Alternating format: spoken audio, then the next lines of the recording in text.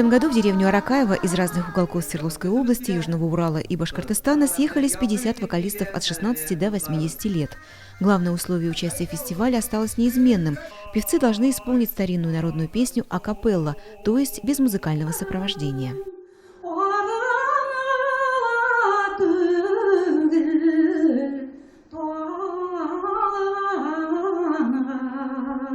В национально-культурном комплексе села Аракаево не любят распространяться на тему финансовых и организационных трудностей.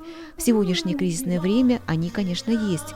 Клубные работники больше обеспокоены проблемами уральской татарской молодежи, сознанием родного языка, произношением и интонацией.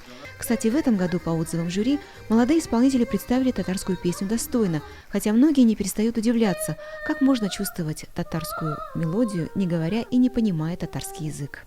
Вообще, так-то я понимаю по-татарски, но я перестала разговаривать, когда пошла в садик здесь, в городе.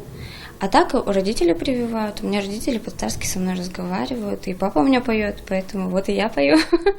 Председателем жюри фестиваля «Яраткан Муннар» в этом году стал народный артист Республики Татарстан и Башкортостан, заслуженный артист Российской Федерации, лауреат государственной премии Идрис Газиев. В этом фестивале участвуют несколько поколений, такого больше нигде нет. И то, что на одной сцене молодые исполнители выступают вместе со своими старшими товарищами, это большой урок и большое счастье.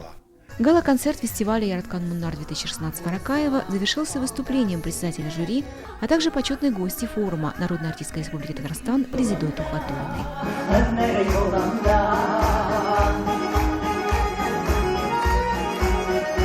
Альфия Габдушева, Артур Зайнуллин, ТНВ, Свердловская область.